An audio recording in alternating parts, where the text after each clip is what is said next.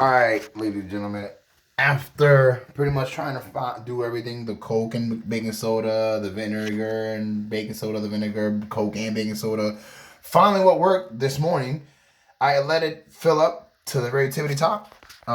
Probably around, I'd say around maybe like that mark. I know. And then I use my handy dandy plunger. I used the plunger or whatever. I definitely cleaned it with some simple green. I couldn't just go from toilet to sink. I couldn't do that. So I had to like wash the hell out of it with some simple green. And then I pretty much put it in here, and now look, it did not fill up. It just because I was not about to get up in there. I'm sorry. I watched videos and people were pulling out the most disgusting slime, hair, different types of things. I didn't want to do that. So, yeah, this is what I did.